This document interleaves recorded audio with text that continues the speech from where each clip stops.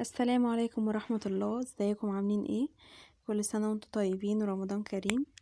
النهاردة بقى هنعمل مع بعض الحمام المحشي فريك. هنعمله بأسهل طريقة ومش هاخد معاكي وقت خالص. عايزاكي بقى تجربي الطريقة دي وتقوليلي ايه رأيك. بجد هيطلع معاكي تحفة وريحته تجنن. احسن حمام انتي ممكن تعمليه. تعالوا بقى نشوف دلوقتي المقادير. اول حاجة هنجيب نص كيلو فريك يكون منقوع لمدة ساعة، يتغسل كويس ويتنقع على مدة ساعة. وهنجيب معانا هنا 4 حمامات، وهنا حوالي 4 بصلات مفرومين، ومعلقة توم مفروم، والتوابل ملح وفلفل اسمر وكاري وقرفة و7 بهارات ومرقة. تمام. نيجي بقى للحمام. طبعا الحمام احنا غسلينه كويس جدا ونقعينه في مية وملح وليمون وخل، وكمان مورقينه يعني فاصلين الجلد عن اللحم بالطريقة دي بالراحة، لان الجلد ده بيكون خفيف جدا فسهل ان هو يتقطع، ولو اتقطع مش هينفع يتحشى، تضطري بقى ان انتي تخيطيه وكده. وطبعا شايلين الزور والرقبة والجزء اللي تحت ده عشان الزفارة وهنا بيكون فيه جزء ابيض كده لازم برضو بيتشال ويتغسل كويس قوي من جوه، وبيتورق بالطريقة دي بصوابعك، بلاش الضوافر عشان انتي كده ممكن تخرميه. تمام. على فكرة غسيل الحمام سهل جدا، عامل شبه الفراخ بالظبط، يعني بتنضفيه شبه الفراخ، وحتى لو فيه ريش صغير كده بتطلعيه بالسكينة عادي جدا. وهنا في كبد وقوانص بتاعت حمام، لو مفيش ممكن بتاعت الفراخ عادي جدا. تمام. هنا بقى هنبدأ نعمل الفريك. اول حاجة بنجيب معلقة سمنة او زبدة على شوية زيت وهنسيحهم، وبعد كده ننزل بالبصل. ده حوالي كده 4 بصلات مفرومين، لو عايزة تزودي اكتر من كده زودي، هو كده كده البصل بيعمل طعم مسكر كده بيبقى طعمه حلو جدا، فلو حابة تزودي عن 4 اوكي تمام مفيش مشكلة خالص. المهم هنقلبهم شوية كده لغاية ما تبدأ تصفر.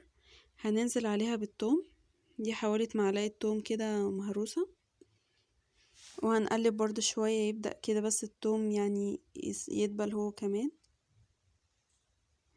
وهننزل بقى بالقوانص لان القوانص دي بتحتاج سوا اكتر من الكبد، فاحنا هننزلها الاول كده تتشوح شوية وتبدأ في السوا، وبعد كده هننزل بقى بالكبدة وهنقلبهم بقى كويس مع بعض. كده كده اصلا الكبدة مش بتاخد سوا خالص، يا دوبك هي تقلبتين كده بتلاقيها استوت.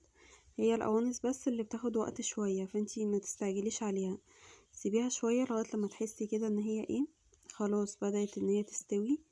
مش مشكلة خليها تستوي وبعد كده حطي الكبد، مش هتاخد وقت معاكي خالص. تمام. هنقلبهم بقى كده تقلبتين حلوين، وبعدين هننزل بقى بالتوابل. التوابل اللي احنا قلنا عليها اللي هو ملح وفلفل اسمر وكاري و7 بهارات وقرفة ومرقة، ونقلبهم بقى كويس مع بعض. ولكوا بقى ان تتخيلوا الريحة بجد كانت حلوة قوي، الريحة كانت وهم اصلا. انا عايزة اقولكم ان هو اصلا ده الطبق ده ممكن يتاكل كده من غير فريك ولا حاجة. دي طريقة اصلا عمل الكبدة بالقوانص، هي بتتعمل برضو بنفس الطريقة دي وبتطلع حلوة جدا. فانا مهما اوصف لكم الريحة مش قادرة بجد اوصفها لكم بجد، لان كانت تحفة. الواحد اصلا كان صايم وبيتعذب والله بسبب الريحة، بس يلا الحمد لله. هنا بقى هننزل بالفريك. انا هنا كنت عاملة نص كيلو، طبعا هو كتير على 4 حمامات، بس انا عشان بحب الفريك بيبقى برضو ممكن تحطيه تحت الحمام كده او تحطيه لوحده، فمش شرط ان انتي تحشي بيه الحمام بس، يعني ممكن يتاكل لوحده. تمام. فهنقلبه بقى كويس جدا. الفريك دلوقتي عامل شبه الرز بالظبط، نفس طريقة الرز، فاحنا دلوقتي هنقلبه كويس جدا لغاية ما يشرب السمنة والزيت، عشان ما يطلعش معجن، لازم يطلع مفلفل كده عشان يبقى حلو يعني. تمام. فهنقلبه كويس وهنعلي النار، وهنفضل نقلب فيه كده شوية حلوين لغاية ما تسمعي صوته كده ايه عمال كده بيعمل صوت كده. هنا بقى كان خلاص الرز يعتبر شرب السمنة كلها والزيت. هننزل بقى بمية سخنة كده مغلية، ويا دوبك بس يعدي الفريك، يعني مش يعديه بكتير، يعني هنغطيه بس كده، لان احنا عايزينه نص سوا بس، مش عايزينه يستوي سوا كامل، عشان هو لسه الفريك هيستوي في الحمام لما نيجي نسلقه. تمام. فيا دوبك بس هنغطيه كده بالمية، ونقلبه كده تقليبة ونغطي عليه بقى ونسيبه شوية لغاية ما يستوي. تمام.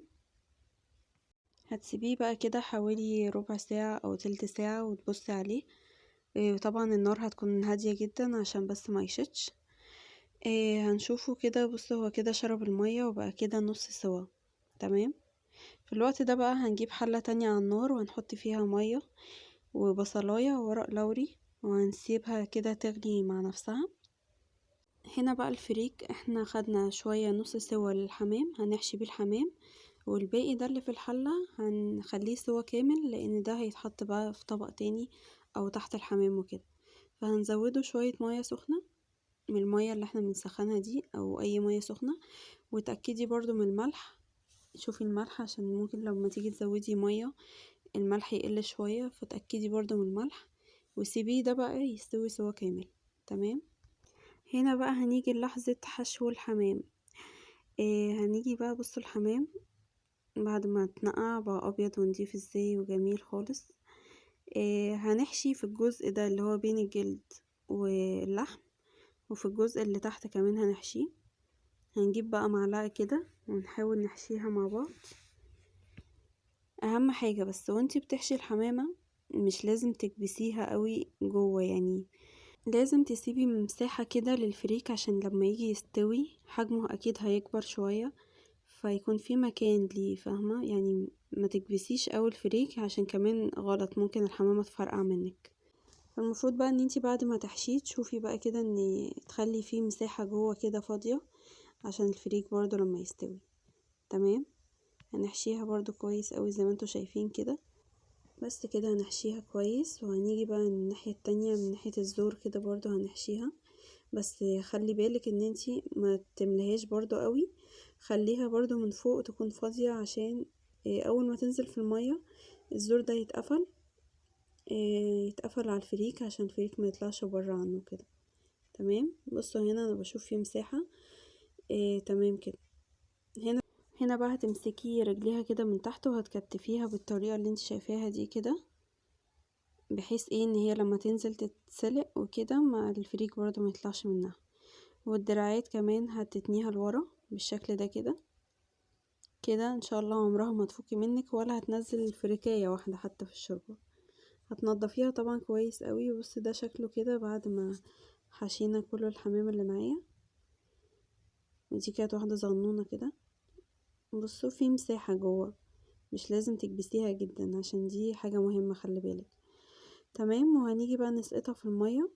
اهم حاجة ان انتي تنزليها على ظهرها لان هي لو نزلت على وشها ممكن تتفك. تمام.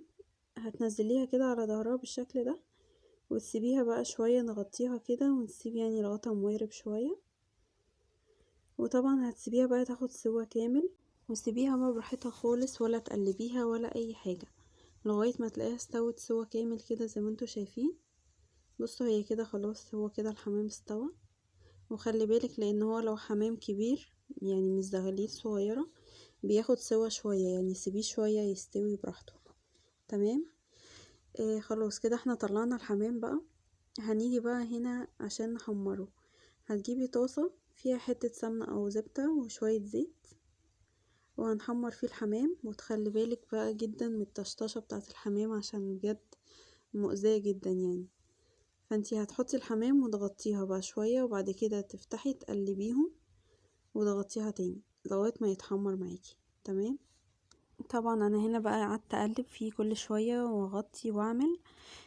هنا كان خلاص كده اتحمر. انا بالنسبة لي كده انا شايفاه كويس فهطلعه بقى وهوريكم بقى الشكل في الاخر عامل ازاي.